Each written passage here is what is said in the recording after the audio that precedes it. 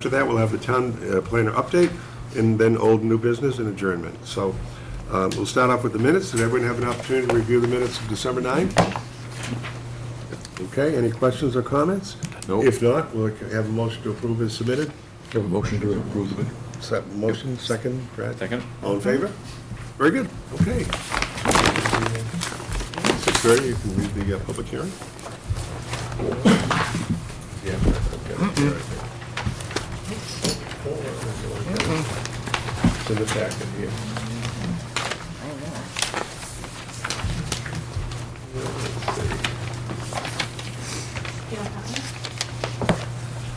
I did come across it. Did you have one? I didn't have one. Yeah, we have a copy of that. I had it here, the public hearing notice. Maybe let me have that. We don't have it in our packets. I do, I saw it in here somewhere. Kelly, can you bring this one or laptop? Yep. You have that on the website? Under the recent filings, the legal notice should be there. I know I saw it. Holy cow. So on the web, on the town page, On or? the town page? Okay. Under planning Get the right board? now. Sorry, messed your whole system up, I That's know. I love being able to do this instead of carrying that brick around with me everywhere. All right. I came across it when I reviewed this thing. Convenient MD. It wasn't at the top. If you hover over government, oh, Was it? oh, sorry, you had it Convenient MD? there, I'm Okay. sorry. Right here? Yeah, All right. and then legal notice. And then blow it up. And Sue, you only have to read down to here. First First three three, please, thank you. In accordance with the provision of Massachusetts General Law, Chapter 40A, Section 11, the Planning Board will hold a public hearing on Monday, January 13th, 2025, at 6:30 PM in the Center Office Building, second floor, located at 301 Main Street, Sturbridge, Mass. 01566, and/or by virtual means if circumstances warrant, in accordance with applicable law on the application of Harbor Light Properties, LLC, for the property located at 216 and 226 Charlton Road. The applicant requests site plan approval as required by the Sturbridge zoning bylaws, Article 19, site plan review to construct a 5,300 plus or minus square foot building to be operated as a convenient MD urgent care medical facility with associated site improvements as shown in the plans and applications submitted. The applicant also requests a special permit as required by the Sturbridge zoning bylaws, Article 17, Section 300 to 17.5E, regarding the erection and maintenance of signs in excess of what is specifically allowed in the bylaw. In accordance with the plans and applications submitted, the applicant is proposing 3 building wall signs and 1 freestanding sign, where 2 total on-premise signs may be permitted. Additionally, the proposed signs are larger than the 30 square foot permitted in the bylaw. Each proposed building wall sign will be 131.1 square feet and would be erected on the south elevation facing Charlton Road, one on the west elevation facing parking and entry drive, and one on the east elevation facing adjacent property. Very good, thank you very much. Jane, you want to make an introduction? Yes, I do, thank you. So with us this evening is Mike Demoncourt from Harbor Light Properties, and I'll let him introduce his team since he has a lot of people here with him this evening. So the board will recall, maybe about 2 years ago, we had a proposal to site a convenient MD and a Starbucks at this location. This is not the same developer. That developer pulled out of the project, and we've been working with Mike for maybe about a year now and his team. He expressed interest in convenient MD, was really interested in the site. They still wanted to be in Sturbridge, and so we continued to meet, and they developed conceptual plans, met with staff, and we've all reviewed the plan and application. They have been approved by the Conservation Commission at the meeting last week. The signs and the architectural designs were approved by the Design Review Committee a few weeks ago. And all of staff has issued their reports, which you have those. We've gone back and forth and ironed out some details in the past 2 weeks, and I am recommending approval with conditions this evening. But with that, I'll turn it over to Mike and his team so that they can take you through their entire process and their site and what is proposed. Very good, thank you. I'll use the mic. Again, I'm Mike Demoncourt with Harbor Light Properties. My partner Terry Murray is here as well. We have Sean Kelly, our traffic engineer from Spell and Associates. We have Luke DeStefano from Bowler Engineering. Our civil engineer, Kevin Correa, is our architect from KC Architects, and Dave Sanderson from Convenient MD. So appreciate you having us here tonight. Just to give you a brief background on ourselves, this will be our sixth Convenient MD that we've done. The most recent one we completed was the one in Worcester. We also have various other projects in Maine, New Hampshire, and Massachusetts. As Jean mentioned, we've worked closely with her and the other, everyone else within the town, heeding various pieces of advice on how to adjust and tweak our project here. We have, in addition to what Jean said, we've also had, which Sean will get into, we've had discussions with the DOT on our access permit as well. I'm just going to give you a brief overview of the site, but happy to, hold on. There we go. Happy to answer any questions. So this is the two parcels involved, 216 and 226 Charlton Road. 2 residential houses, 3 curb cuts. We're going to consolidate the curb cuts into one curb cut, maintain the westerly curb cut for a 20-foot wide drive aisle, 5,300 square foot building, and 37 parking spaces. Here's a little, oops, sorry. I don't want to go bigger. I want to go to the next slide. There we go. There we go. This is a little bit better view. So of the 37 parking spaces, 8 spaces are EV charging, will be EV charging ready per the regulations of the city. They won't be, transformers won't be in, just the conduit will be in underneath, just depending on what level chargers will be there. From a landscaping perspective, this is the landscape plan. This is the better looking landscape plan rendering, but we've beefed up the trees that are required on the site. We have a total of 16 trees that we are putting on the site, in addition to the trees, a lot of the trees on the site that are staying on the eastern portion of the site along the other house. All those trees are staying. So it's really just the trees in the front, just from where the building and the driveway is going, that's going to be removed, but we're going to more than replace them with the trees that are going to be going on site. We're also expanded upon the landscaping in front of the building where the pylon was, per the recommendations from the city on that. I'm going to jump it over to you, Sean. You just let me know when you want me to. Should I go get on the mic here? Yes. Good evening, Mr. Chairman and members of the board. For the record, Sean Kelly with Chapel Engineering. On behalf of the project team, thank you again for having us before you tonight. If it pleases the board, I'll just take a few minutes and walk you through our traffic study, how it was conducted, what our findings were, what our recommendations are. Then I'd be happy to answer any questions that either members of the board or audience might have. So I think Mike did a good job pointing out the site location. Again, it's a 2.25 acre site located on the north side of Charlton Road, which is Route 20. The court is under state jurisdiction, so we are required to get a highway access permit from Mass DOT's District 3 office. As Mike pointed out, the proposed access would come in and form a 4-way intersection with the existing commercial driveway on the south side of the corridor that serves a hotel and a gas station and a restaurant use. So the first stage of our study is we went out and collected some existing condition data to get a handle on some of the traffic conditions that are out there today.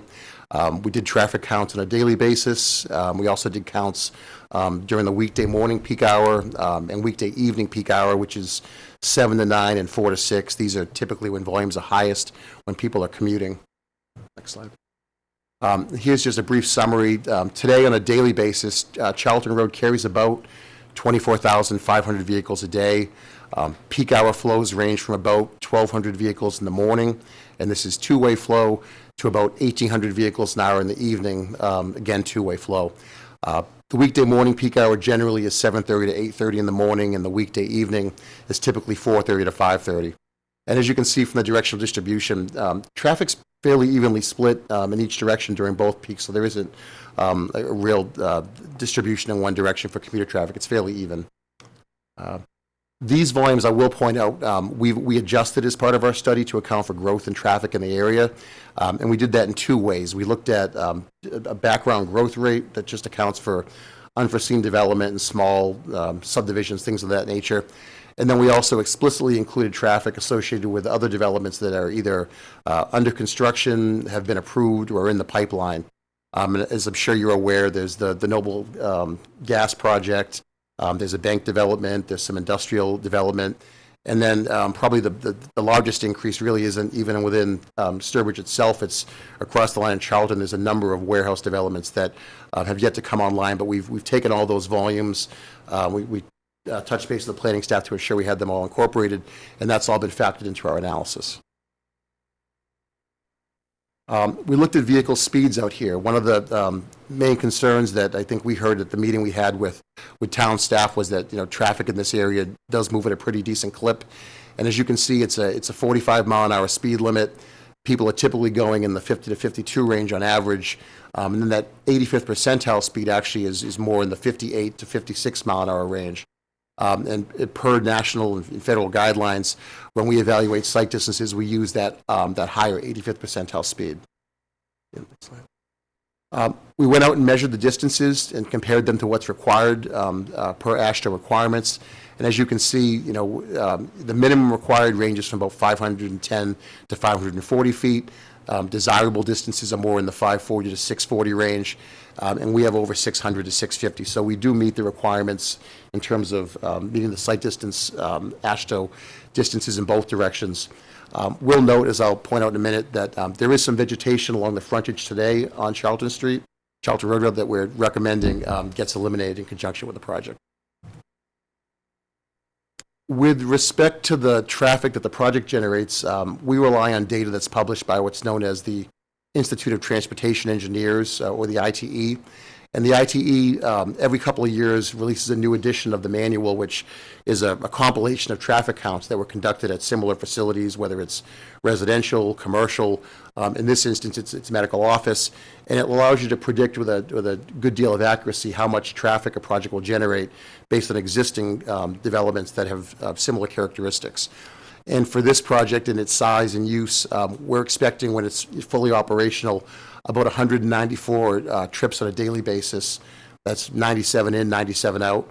And again, this is over a full 24-hour period. It includes, employee traffic, patient traffic, any deliveries, basically any traffic that will come to and from that site over the course of a day. So it's a little under 100 in, little under 100 out. The peak hour flows, which again is what we really drill down on, would be busiest during the morning and evening peak hours. And as you can see there, they're modest volumes, 17 to 19 vehicles. In the morning, predominantly inbound. You're going to have some of the staff coming to work, as well as the first number of customer or patients. And then in the evening, the patterns are reversed. We have more people leaving. Next. We expect we're going to get slightly more traffic oriented to and from the west, just because of the proximity to the interchange with the Mass Pike, and also to get to Route 84. We've assumed a 60-40 split, and when you look at that, what it ultimately bears out is that the largest increase in hourly traffic that this project will generate from an inbound perspective would be in the morning, where you have 8 inbound left turn trips, or a car coming in every 8 minutes on average. And then in the evening, the largest movement will be that outbound movement, where you have 8 vehicles leaving and making a right back towards the interchange. Lower volumes that are expected to the east, in the order of typically 1 to 5 trips an hour ballpark. Excellent. Our recommendations in terms of ensuring that the site can operate safely are really focused on accommodating that inbound left turn. As you can see today, there are 2 eastbound through lanes on Route 20, and then there's an exclusive right turn lane to get you into the gas station. And then opposite, just adjacent to that is what we call a striped Gore Island, which is meant to create the proper alignment for the left turn lane in the opposing direction that turns into the gas station. Our plan that we've run by Mass DOT's District 3 office is to basically restripe that Gore to provide a left turn lane, which is shown below the aerial. The left turn lane that we're proposing is a little over 300 feet in length, which would accommodate up to 12 vehicles stored back to back. Again, our hourly flow is at most 8 per hour, so we're expecting that in most instances there won't be any cars in the lane. You may have an instance where there's 1 and possibly 2, but it certainly has been sized to ensure we don't have any issues in terms of spill back into the through lane. Next. So, in conclusion, this project results in generally moderate, or I would say even low traffic volumes. It's a less than a 1% increase in traffic, both on a daily basis as well as a peak hour basis. Any given stretch of Charlton Road is expected to see about 1 new trip every 5 minutes during the busiest hours. We've looked at the sightlines again, and the access location provides the adequate sightlines for safe access. We are recommending that the vegetation that's along the frontage get cut back to ensure that those sightlines are maintained. The driveway should be put into stop sign control with the appropriate signage and pavement markings in accordance with what we call MUTCD design criteria. And lastly, that the proponent is committed to working with Mass DOT towards the implementation of that left turn lane. And again, there's a whole state process that we have to go through after we get through the local process where we have to file with DOT, and they'll certainly be vetting this from the operations and safety standpoint as well. That's really all I have for tonight. I'd be happy to answer any questions that the board may have. Thank you, it was great. I like the idea of the turning lane, the left lane, can be going eastward on that. That's a great idea. I expected that as much. What are we talking about as far as leaving the facility and going left on, again, eastbound? What is being said about that? Leaving the convenient bed and going eastbound. Sure. It's not going to be allowed, is it? We aren't proposing any restrictions on exiting traffic. The numbers in terms of the total volume that would be making that move are fairly low. It's 1 vehicle an hour in the morning when really no one's leaving, and then 5 in the evening, so a car every 12 minutes. To put it in comparison, on the opposing side of the street, the gas station that's there today accommodates about 60 to 95 lefts an hour. So, we're not proposing any restrictions. It's a fairly low volume movement, and really the critical factor there is, do you have the sight lines that are necessary to make that movement safely? And we do. So right now, we're not proposing any restrictions for exiting. There are adequate sight lines there, I agree. I'm just looking at past history down the road, a little bit further west on New Boston Road, and you're coming out that way, and you're making a left-hand turn. There's a wait, and there's also quite a little bit white-knuckle driving there.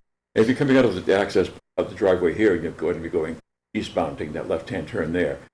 Because of the history of incidents that are in front of the Cracker Barrel in that area there too, and although the traffic might be low and the number of left-hand turns may be low as well, it seems to be even with the great sight lines, it's just not the best place in the world to have that. Then, did anybody even suggest or think about what they did in front of the Noble gas station, the bollards there that prevented the turns from that way? Would that be something to consider? Can I just... Jane, go ahead. So, Wally, this has to go through Mass DOT, and it was actually Mass DOT that put the bollards. Yes. So we're not quite at that point yet. I did have a discussion with Mass DOT last week, and they said right now they're, supportive of the left-hand turn lane, but that there'll have to be a filing after this hearing, and then we'll know more of what they're requiring. So right now, it would only be speculation I did ask if they had any input on if there would be restricted turns, and they obviously aren't ready to give that information yet, so I'll keep you posted. As we know, that can be a lengthy process, so. Will that come back in front of us, though? I mean, so, because I'm with Wally on it. I kind of agree in the dangers of the turns in that spot, living in that same area. It is, Yeah, so it won't be up to you to approve, but I'll certainly let you know what Mass DOT decides, so, because it's their permit that they have to grant, so. That's my only really concern. You can see that as well, but I understand what Gene's saying too. And Mass DOT would have to be the one that would give the go-ahead on that. But otherwise, it's fairly well thought out as far as what that goes, with traffic study and everything. Thank you very much, Sean. Thank you, Wally. Sue, do you have any comments on the traffic study? I understand what Anyone else on the Wally's saying. traffic? Any- Just maybe two quick questions. One is, when was that traffic study done? When did we do the count? Yes, when did you do the Done, counts? In the summer of 2024. We did the counts in August. Okay. And my second question is how will this layout accommodate delivery vehicles? In terms Are of, we expecting only little box trucks in there, or are there going to be semis pulling in there at certain hours, or, Sorry, they are not like a food service operator bringing in the semi trucks. It's just medical service. So you're really just like the box, the UPS trucks, the FedEx trucks, from that perspective. So you're not going to see any large trucks coming in. I didn't anticipate that, but I mean, there are some companies that run small semis for multiple deliveries. They try to get as many as they can on a route, so that's a bit of a shoehorn for anything larger than, say, 30 feet long. We did provide, we don't have it up here, but we did provide the a fire truck turning analysis in the site showing how that gets in and out of the site. So it can accommodate that, but I mean, Dave, your deliveries, you don't have any big trucks come in and deliver any. Yeah, yes, So it'd be mostly just a garbage truck that would be exactly, in there, or in the ambulance, definitely, those kind of vehicles. Okay, correct. thank you. Very good. Now, it is a public hearing. Since we talked about the traffic, are there any questions from the public on the traffic? If there are, you could just identify yourselves, and there is a microphone back there. If not, I guess we'll move forward with the next part of the presentation. Perfect. Thank you, Sean. sounds good. All right, so now jumping to signage. As was mentioned earlier, I know what was in the legal notice was 130 plus square feet. So actually, it's 111 square feet. That was a previous iteration of the signage. But the wall signs are 111 square feet measured per the town's bylaws, plus a pylon sign, which is within the regulations for the size. But we are looking for an increased number and the 3 wall signs. There are multiple factors as to why we're looking for increased signage. One, due to the nature of the business, many people are arriving in various levels of medical distress. 2, it's an episodal business. It's unlike a grocery store or coffee shop where people know they go there weekly, right? You're only going there when you're injured or something happens. They also draw from a much larger region. In various locations, they'll pull from 30 to 45-minute drive times. So a lot of people are unfamiliar with the area. So the site distances are very important to locate use. And then on top of that, you have the speed on Carlton Road, which is 45 to 50 miles an hour, depending on where you are on it. So the combination of the nature of the business, patients coming in distress, unfamiliarity with the area, and the speed limit on Route 20 necessitates a larger signage to allow patients to react in a safe and timely manner to get into the site. So as a part of what we provided you, we provided a study from the United States Sign Council Federation, best practices, and that detailed like a research-based approach to the size, height, legibility, and lighting of signage depending on the speed of traffic.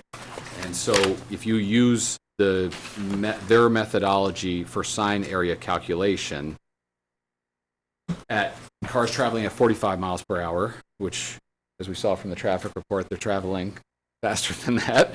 At 45 miles per hour, the recommended size of signage is 153 square feet based off of the way the town calculates signage. And then at 50 miles per hour, the recommended sign is 192 square feet. We are requesting below that signage today, and I'm sorry, I'll walk you through the signage as we talk. So here's the signage in what we are proposing on the various elevations. East, west, and then this is the pylon sign. This is just showing the locations of each. S4 is the pylon, S1's the front, obviously, and the S2 and 3 are the wall signs.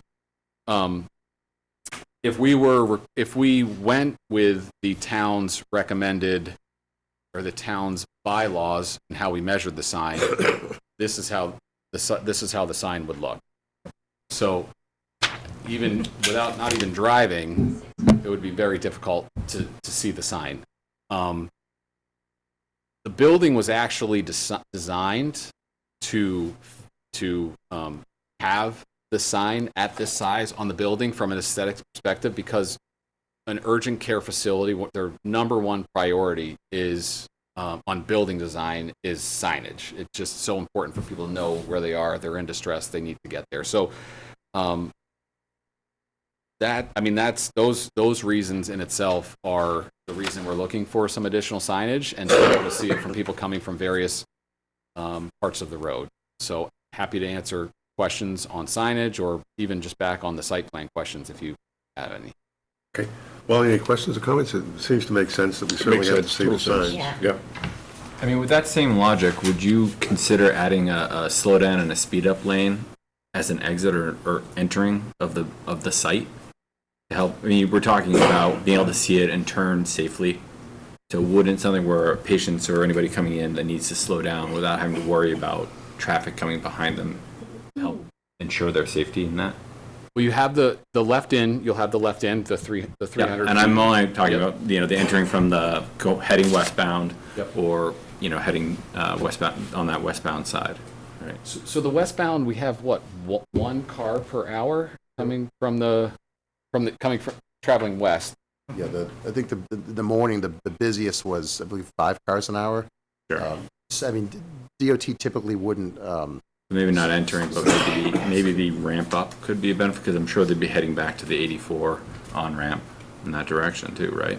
yeah, well, the reason that we do the site distance analysis the way we do is to ensure that when they pull out, they have that ability to get moving before another vehicle would, make contact, if you will. So I don't know that the DOT would support that either. We're going to have to See what they go through say. a whole permitting process with them, but the inbound volume, I will say the right turn volume is fairly low, and I don't know that they would want to modify the geometry of the corridor for that low of volume. Sure. They haven't required on any of the other uses moving further east, I guess. There's no turn lane there, so, but it's something that if they think it's warranted, they'll certainly bring up during their review.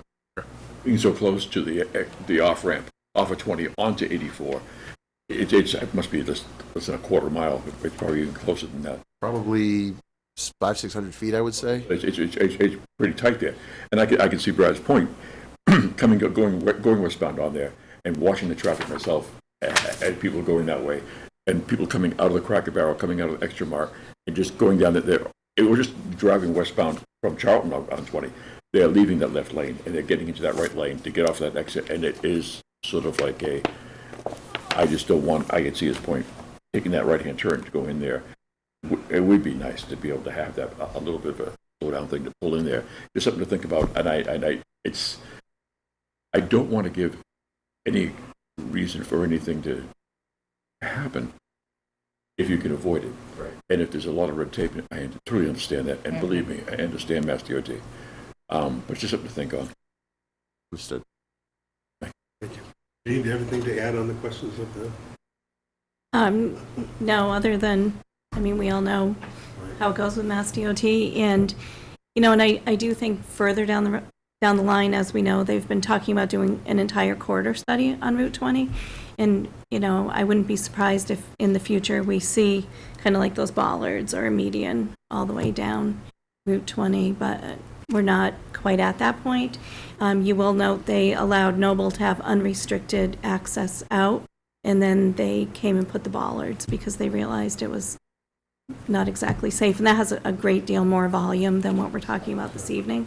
So it's pretty hard to predict what they might or might not approve, but I'll certainly keep you aware in that process as the applicant makes their way through. Any comments from the public or questions on signage? Okay, next. Is that it, or? That's it. Unless you want me to keep talking. No.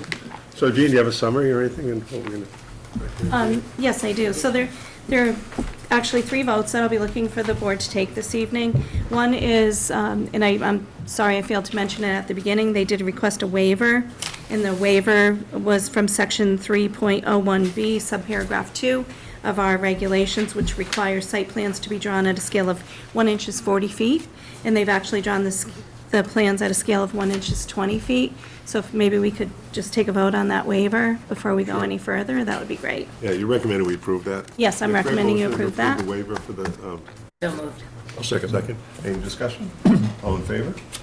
Very good. Okay, thank you. And then beyond that, as you can see, I provided you and the applicant with my detailed report, and I do believe they meet all of the criteria for site plan approval. I will note the Conservation Commission acted as the stormwater authority, and they approved the stormwater management plan, so we're not dealing with that this evening. But I would recommend approval of the site plan with the, I forget how many conditions I gave you, with 24 proposed conditions, with condition 22 as modified. Earlier today, I did email that to all of you, and just to refresh everyone's memory, or in case you didn't see the email that I sent, I had inserted in there that the pump station and force main service lateral will be the responsibility of the property owner. The pump station shall be inspected, I had 4 times annually or quarterly. And so I've worked with the DPW director, and at the request of the applicant, because they're a pretty small generator, she did agree. And so we're proposing to modify that proposed condition to, the pump station shall be inspected twice annually, including testing of all alarms, and the report shall be sent to the sewer department. All services and repairs shall be the responsibility of the property owner. Any overflows from the pump station shall be reported to the sewer department and town DPW immediately. All fines or cleanup associated with an overflow will be the responsibility of the property owner. The DPW reserves the right to require more frequent inspections in the event problems arise with the pump station. And the applicant has agreed to that modified language. So I think that we have no further concerns on conditions 1 through 24. So I would recommend that you make a motion to approve the site plan approval as requested for Convenient MD to construct an urgent care facility at 216 and 226 Charlton Road as shown on the plans and specifications and supporting documentation submitted with the 24 conditions enumerated in my report dated January 9th, 2025. Great. We have a motion? So moved. Second? Second, man. Wally? Any other discussion? All in favor? Good. Now we have the special permit for the... Special permit for the signs will be a separate vote. So you have heard the rationale of the applicant. I would concur with that. Actually, the reference they use is the same reference that we use here. There is, I don't know if there is the other slide up there, Mike, Which one? but the one that calculated out the lettering only. Oh, yes. So the slide's not up here, but if you measure just the area of the letters themselves, it's 27 square feet. If not going by the Drawing the rectangle. the box. Yeah. So I think, while it is larger than what we normally approve, I gave you some examples in my report, such as the Noble gas station facility, the EV Discovery Center, and even Hobbs Brook. For the most part, those are all anywhere between 130 and 211 square feet. So I think it is pretty consistent with the area. It is in the regular commercial district, not the commercial tourist district. I'd probably have a different opinion if it were there. But I do think that you know, it is what it is. It's an urgent care, and you definitely want people to be able to Right. spot it in time to slow down and be able Yeah, to I pull think in. certainly that is certainly the important thing. And there is one thing I forgot to do, was without we close the public hearing, so we probably ought Oh. to close the public hearing before we take this Yes. last vote. So a motion to close the public hearing. So moved. I'll second it. All in favor? All right, very good. And now we'll do the special permit. Okay. So I would recommend approval of the 3 wall signs at, I want to give you the right square footage because we had it wrong, at 111.8 square feet as proposed. The freestanding sign meets the requirements, so it's just Okay. the 3 wall signs. All right, great. So we have a motion then? So moved. Special permit. Super. Second. Any discussion? All in favor? Very good. Okay. Thank you very much. Thank you. Look at the Welcome. project. Yes, good luck. Keep you posted with DOT. Good luck with that. Yeah.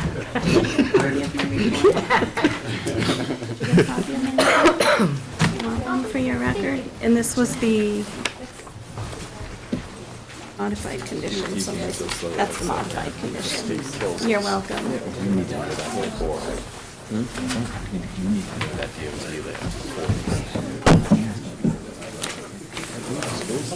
Got this far. Did I see this? I think I saw it.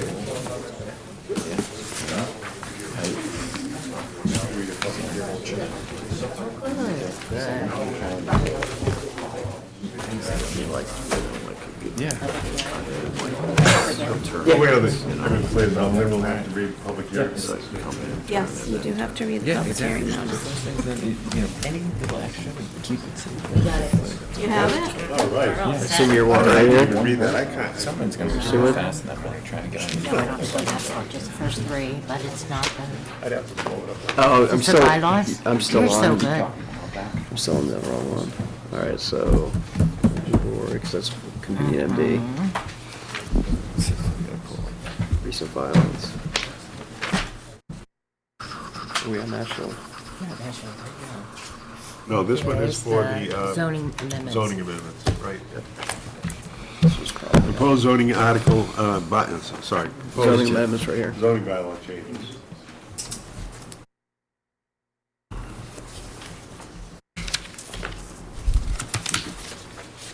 Oh, it's in a different place. Yeah, I'm searching for it. You're doing a good job. Okay. It's under zoning amendments. If you go back to the planning board section. Packet was a recorded zoning amendments. Yeah, zoning. I can't see that far without my glasses, Taylor, sorry. That's all right. Zoom it in a little bit. Right there. Oh, Janae, the legal notice isn't there. Okay, I can see. Do you have it? Do I have the legal notice? No. I don't think so. Bear with us. Good.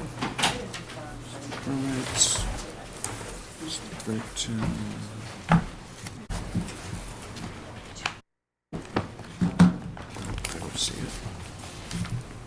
Sorry, apologize.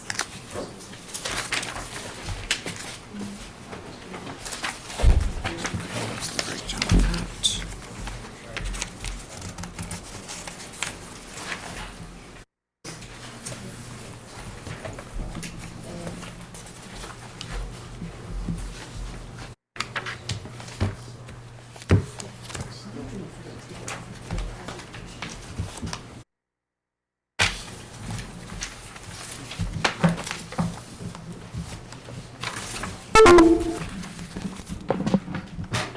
Got it?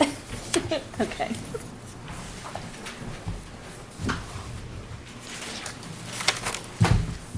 Thanks.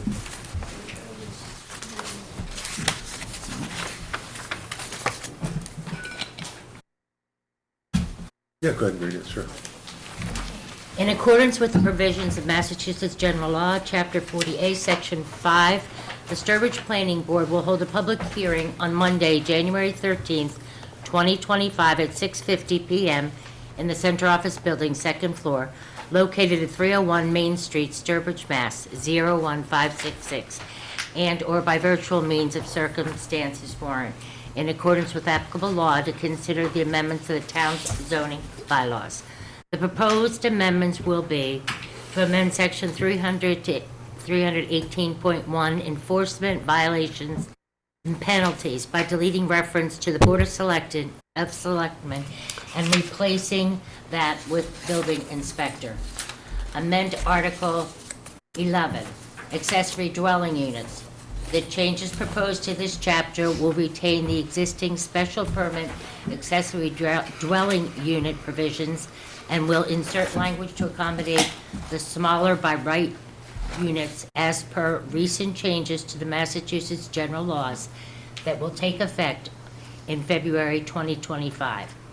Amend Section 300-2.2, terms defined, by inserting a new definition of an accessory dwelling unit, ADU, consistent with the recent changes to the Massachusetts general laws that will take effect in February 2025.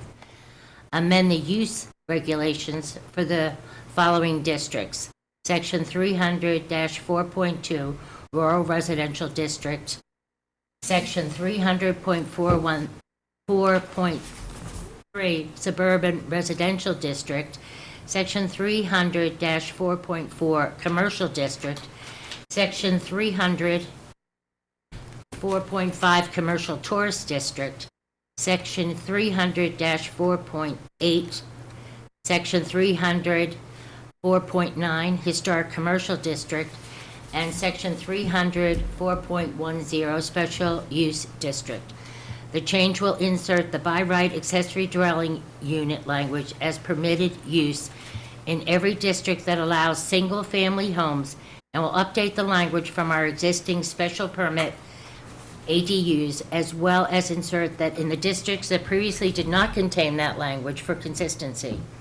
Amend Section 315.2, non-conforming uses and structures. This change will allow property with lawfully pre-existing non-conforming parcels to erect an accessory structure, such as a shed, pool, or garage, without the necessity of applying to the Zoning Board of Appeals for approval, when the proposed structure will comply with all setbacks and lot coverage requirements. A copy of the zoning bylaw proposal can be viewed at www.sturbridge.gov/planning-board/web-forms/proposed zoning bylaw amendments, or arrangements can be made to view the zoning bylaw proposal by contacting the Sturbridge Planning Department at 508-347-2508, or by email at jlacy@sturbridge.gov. Pursuant to Chapter 20 of the Acts of 2021, this meeting will be conducted in person and may be conducted via remote means if circumstances warrant, in accordance with the applicable law. This means that members of the public body, as well as members of the public, may access this meeting in person or via virtual means.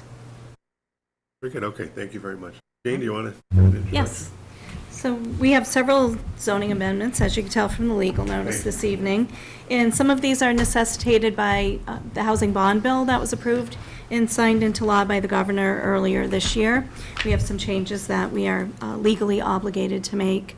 I will go through each one of these one by one, and maybe we should just vote one by one. Sure, I think that's a good idea. And also, you're doing this earlier than we would normally be doing this. Tomorrow actually is the deadline for me to get the recommendations to the town administrator for the zoning articles, and we used to have until April 15th to do that. So even though the meeting's in April, we're way early this year. But, so anyway, with that said, so the first one, you'll note, we discussed this a while back. I've been looking at this bylaw for 20 years, and for the life of me, never even noticed this. But it had potentially the Board of Selectmen enforcing the zoning bylaw, which is pretty contrary to Mass General Law. So this will make that correction in our zoning bylaw. So we're just proposing to strike enforced by Board of Selectmen or and leaving building inspector. And in two instances there. So this really just kind of cleans up an error. And I've given, as you can see, for each of the changes, I've given you a clean copy with the text box as it would appear on the town meeting warrant. And then I've given you the track changes version, so you can see it in context with the entire bylaw, I thought, in case you wanted both. So that is it. So the This is approach. also a public hearing, so do we have any comments or questions, first of all, from the board on that? Anyone from the public has any comments or questions about that? All right. So the appropriate motion on this would be to support the proposed zoning amendment for section 300-18.1, enforcement violations and penalties, and to forward that to the town administrator to insert on the annual town meeting warrant. Great, do you have a motion? So moved. Wally? Second. Second, Sue. Any discussion? All in favor? Very good. All right. And then the next couple deal with the accessory dwelling unit. So, as I mentioned, the Housing Bond Bill of 2024 contains some language that would allow small accessory dwelling units by right. We already have a special permit process in our bylaw, which has been used pretty successfully, but the idea in the Housing Bond Bill was to make it easier to create additional needed housing units in the state. So they took away some certain things, like you cannot say that it has to be occupied by a family member. You can't say that it can't be in a detached structure, things like that. So we already have a special permit process in place where it could be in a detached structure. There's a special permit process through the Zoning Board of Appeals. And as you know, I'm recommending we keep that language in there, that the language by right in the Housing Bond Bill will allow you to do 50% of the gross floor area of your home. So gross floor area, so we're counting a little different than we have ever, because we count living area. So we're even counting basements in this case. So 50% of that square footage, or 900 square feet, whichever is less. So it's still relatively small. For instance, I'm dealing with a gentleman in town now who has a 1,000 square foot home. His mother recently became handicapped, and he wants to build a unit. I'm recommending he not do the by right and go for the special permit, because he needs more space. He needs accessible hallways, he needs accessible bathrooms, things like that.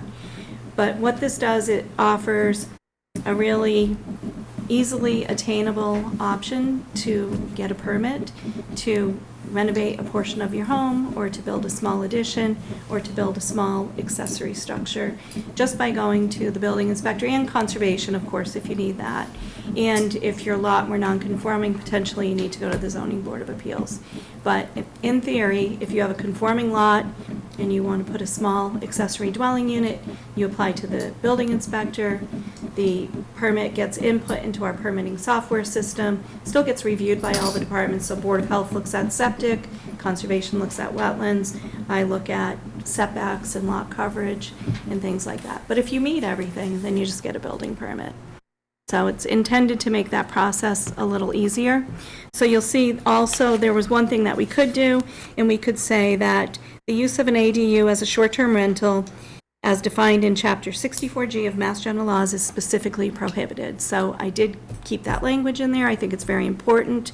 That's a discussion for another day, but we do know people are buying homes in Sturbridge for the sole purpose of operating Airbnbs.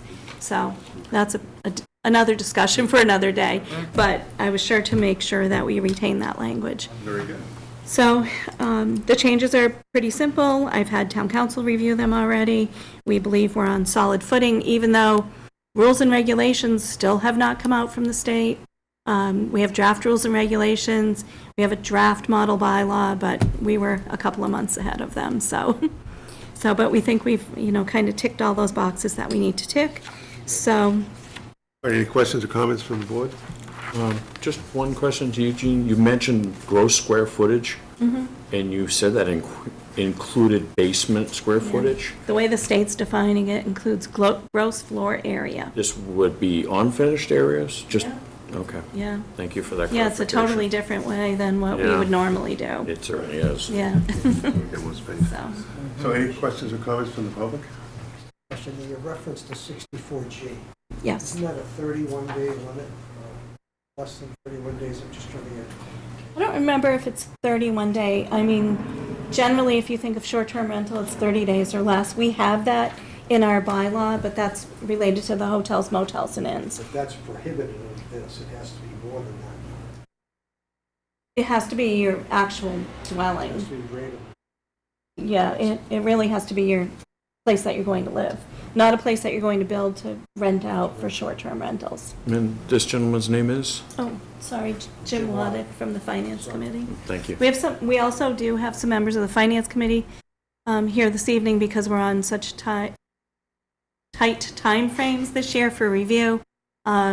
Somebody suggested that they attend our hearing, and I thought it was really a welcome idea. It Very might get me out. Gene doesn't have to come and do That's what I was going to say. Right. It might get me out of another meeting on another Might save evening. you. All the other members are watching Great. this. So we'll- All right. Yes, yes. Thank you. Very good. So- Okay.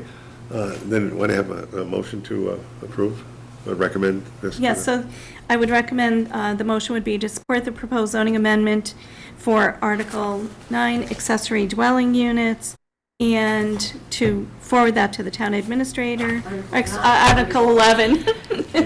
Article 11, and to forward that to the town administrator to insert on the annual town meeting warrant. Do you have a motion? So moved. Wally? Second. Second. Any discussion? All in favor? Very good. Thank you. All right. And the next one is related to accessory dwelling units as well, and this is to add a definition to Section 2 of our bylaw for accessory dwelling unit, and this is the definition in the new statute. So, and you'll see that it just says that it has to be a self-contained housing unit inclusive of sleeping, cooking, and sanitary facilities located on the same lot as the principal dwelling, and that's important. You must have a principal to have an accessory, either within the principal dwelling or in an accessory structure, and that maintains a separate entrance either directly from the outside or through an entry hall or corridor shared with the principal dwelling, sufficient to meet the requirements of the state building code for safe egress. I just need to ask a question. Who's going to enforce this so it doesn't turn into an Airbnb? Well, so just like anything else, we'll have to keep our eyes on it. You know who's really going to enforce it? Well, the zoning enforcement officer, but you know how we're going to find out is from their neighbors, because that's how we usually find out about Then these things. who do they notify? Zoning enforcement officer. Okay. Yeah. That's And the then building zoning- inspector. Yes, Okay. that's the building inspector, correct. Thank you. Very good. Yeah. We do scan those, at least I do, scan the Airbnb and VRBO. I mean, we have nothing to prevent it at this time, but I have been keeping an eye on it just because of some of the calls that I get in the office. So this will kind of be similar. We'll be, keeping an eye on those. Thank you. We've talked so much about it. I didn't know how we were going to enforce it. Yeah, yeah. Important question. Any other questions or comments from the board? Not anyone from the public? Any comments or questions? If not, do you have a motion then to? Yes, so the appropriate motion would be to support the proposed zoning amendment for section 300-2.2, terms defined, and to forward that to the town administrator to insert on the annual town meeting warrant. A motion? So moved. Second? Second. Second, Brad. Any discussion? All in favor? Very good. Excuse me. Right. And then another important part of that is that we have to allow this in any single-family district. And the way that they are interpreting that is any zoning district where we allow a single-family dwelling, we must now also allow this. So this part is updating all of our districts.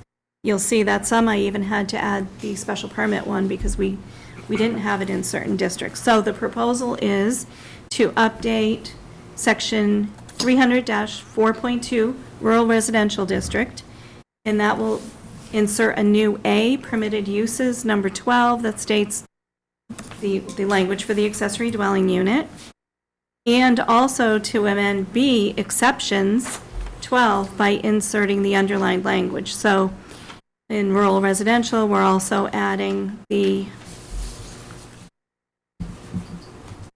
sorry. I have that twice. Sorry about that. So we're just adding I don't know why I wrote it twice there, but Different article numbers. no, I'm sorry. So I'm sorry about that. I'm inserting the by right language and then also our special permit language. So if it's greater than that, they need a special permit with the Zoning Board of Appeals. So that would be in 4.2. And then under suburban residential, we would be amending the permitted uses by inserting the by right language. So a new subparagraph 8. That adds the accessory dwelling unit that's no larger than half the gross floor area or 900 square feet, whichever is smaller. And then also to amend B, exceptions, by inserting the underlined language. And that's the accessory dwelling unit having gross floor area greater than 1/2 the gross floor area of the principal dwelling or 900 square feet. So what I had to do, sorry, it's been one of those days. So what I had to do is update our special permit language to indicate that it was only for those that didn't fall under the exemption.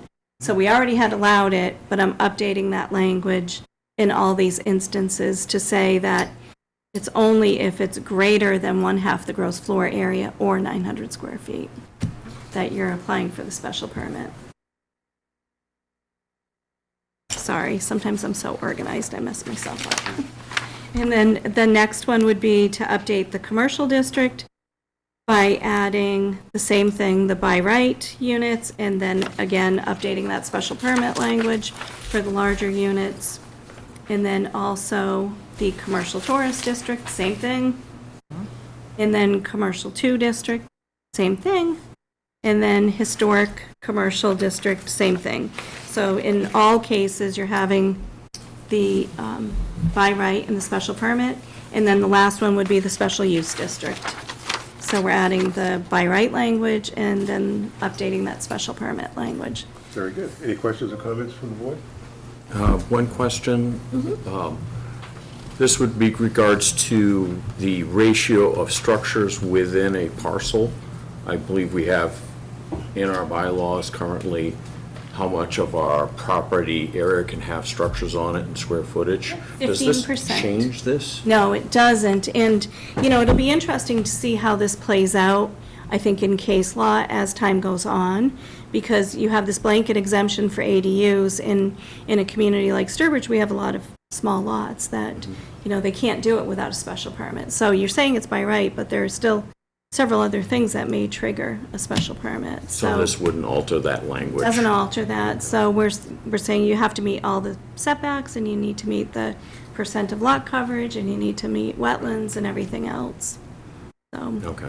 yeah. Anything else? All set? If not, yes. Can I ask a question?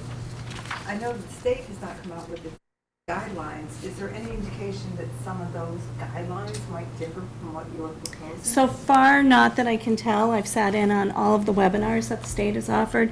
When I couldn't sit in, I had Janae sit in and take copious notes. So nothing that we've seen or that KP Law has seen gives us any indication that what we've written will not be consistent with how it comes out.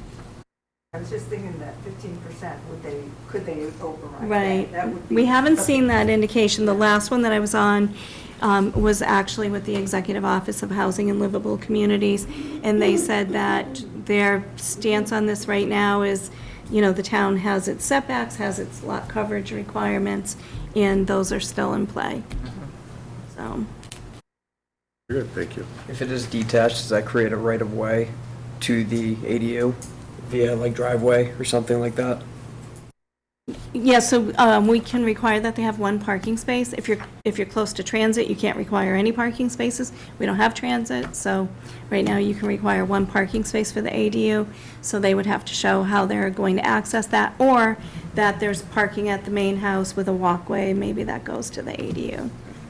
So I think, you know, we've put some guidance in that we would still like it to retain that single-family look and feel, which I realize is a little subjective, but that was some of the cautions that the state didn't want, is that we say, you know, consistent with the character of the neighborhood. They hate that language. I, as a planner, love that language, because that's what our neighborhoods are all about, consistency. And so, you know, until challenge, I stick with consistent with the neighborhood. I just think it makes a lot of sense for a lot of reasons, so. Another point I'd like, question, and it would be in a scenario where, say, you had an acre or 2 acres, could in the future, you go through the ADU process, and at some point in the future, they decide to separate those lots. No, they cannot, because you still have to have, I'll take that back. If you had, rural residential requires 150 feet of frontage and 1 acre. If you had 2 acres with 300 feet of frontage, you may be able to divide that. But if you're building it on one conforming lot, there is no mechanism to divide that. It's always the accessory dwelling And unit. they'd have to possibly modify that so they could have their own driveway and entrance and, say, separate utilities or anything like that. So there's really nothing other than our current bylaw guidelines. Yeah, the lot wouldn't, in most cases, the lot would not meet it. If, I know there's so many potential scenarios that Yeah, can happen with yeah. these big changes. I will say this, we've probably permitted 5 in the past 2 years, and they've all been in all except for 1, have been in situations where the lot met the requirements for that zoning district, or was non-conforming in some respect, and needed a special permit. But never where, it looks like they could divide it. And quite frankly, if they could meet the requirements, it really wouldn't matter if they split it. But they might have to put another well, or they might have to do another water connection. Right, just to make it a Yeah. completely self-contained, Right, saleable lot. right. And to me, if you had that extra land, especially given the price of land now, you're probably not going to compromise it in that way. Position it where you couldn't carve that lot in the future. Yeah, I was just wondering if they made a provision that could fast track, No, do that, and then in the future, say 5 years down the Yeah. road, and then, not as written now, and not the way our bylaw is written. I think people have a right to do what they need to do with their property. Right. But just how things turn out sometimes are not as intended. Right, yeah. Very good. Okay, thank you. Do you have a motion then to sponsor this? So moved. Second? Second. Second, David? All in favor? Very good. The last one, Jean? And the last one. So the last one is on the non-conforming uses and structures, and actually, Zoning Board of Appeals has wanted to do something with this for a few years. And I wrote something 2 years ago, and Town Council thought I was kind of being too wide sweeping, I guess. But really what this is I'm going to use Draper Woods as an example. Draper Woods is a newer subdivision. If you're not sure where it is, it's off of 148, headed to Tantascwa. When that subdivision was approved, the frontage requirement was 100 feet. The frontage requirement now is 125 feet. If you live in Draper Woods, even though you might have an acre of land and 100 feet of frontage, and you want to put up a shed, you cannot do so without Zoning Board of Appeals approval, because you technically now have a lawfully non-conforming lot. So even though your shed will meet the coverage, your shed will meet the setbacks, you've gone to conservation, if you need to go, you still need to go to the Zoning Board of Appeals to get approval. Or it could even be on a smaller lot. You have a non-conforming lot, you have a home on it, you want to put up a shed, that will meet all the setbacks and meet the lot coverage requirements, but you have 80 feet of frontage, so you have to go to the Zoning Board of Appeals. We just had an instance where somebody lived on one of the lanes, I think maybe lane 7 or 8, and they have a 7-acre lot, but it has 70 feet of frontage. And so they had to come to the Zoning Board of Appeals to put up a garage because it's a non-conforming lot. Garage met all the setbacks, they went to conservation, were approved, but they still had to go through that process. So this is really to take those kind of simple applications. You meet all the setbacks, you will meet the coverage requirements, you meet, building code or conservation or whatever else you need to meet, but your lot is undersized in some way. You don't have enough frontage or you don't have enough area, and you need to go to ZBA because we cannot expand, change, or alter a pre-existing non-conforming structure or use without ZBA approval. So this adds one paragraph that basically says the proposed alteration, reconstruction, extension, or structural change consists of a separate accessory structure on a legally non-conforming lot where the proposed structure is not used for human occupancy and will comply in all other respects with the bylaws. So this is not an addition, this is not a home, this is a building not used for human occupancy. So it is a garage or a shed or a gazebo or something of that nature. And it is just to say, you know what, you have your surveyed site plan, I've checked it, it meets everything, you can go to the building inspector instead of us scheduling you for a hearing. Okay, any questions or comments on that? If not for the public, anything on the public on that? No? There's a motion then to sponsor this? So moved. Second. Second, David. Any other discussion? All in favor? Very good, thank you. Okay, next we have the town planner update. All right, so just have one piece of correspondence in your packet from the Board of Health. We just received this on January 9th. It said, beginning January 6, 2025, the Health Department is ceasing installations and permits of all septic systems for new construction projects until March 31st, 2025, or until the weather allows. This decision is not made lightly and is made with regard to the extreme cold weather that we have already experienced in our area already this season. So just kind of FYI for everybody. Oh, is this unusually early for them to do this, or is this normal? I've seen this when the temperatures are really low. So it varies with the weather. If we've had a really mild year, it doesn't happen. If it's a really cold year, then we do see this happen. Yeah.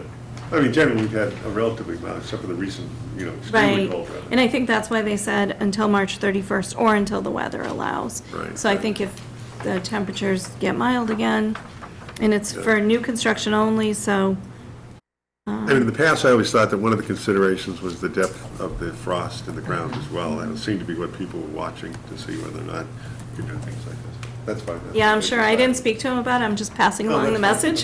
fine. Great. No So. problem. No septic All systems. right, and then what else do we have? We have, our next meeting is January 27th.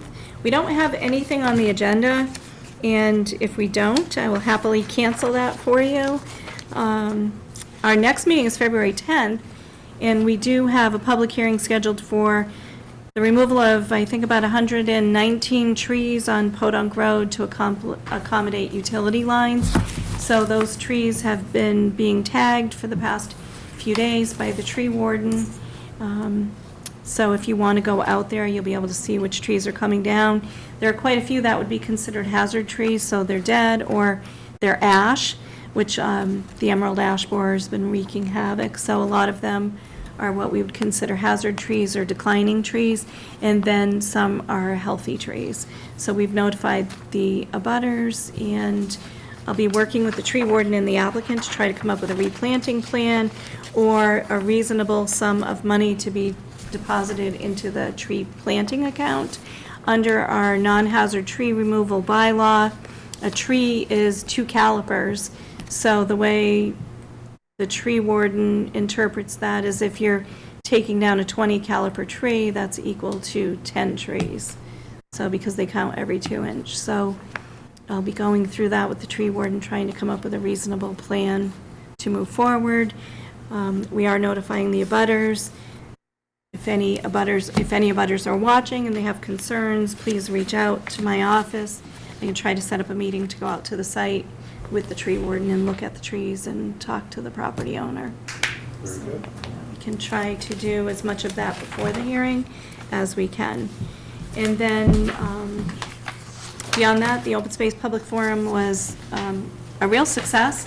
We had a lot of participation. We actually had some great participation from some kids.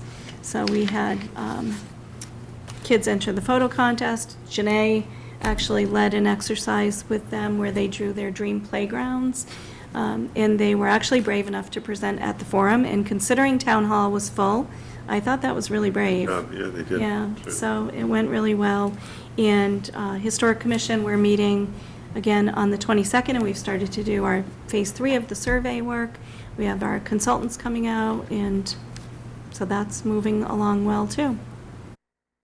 Very And good. there's probably 5 other things, but that's all I have right now. Good to know. Thank you.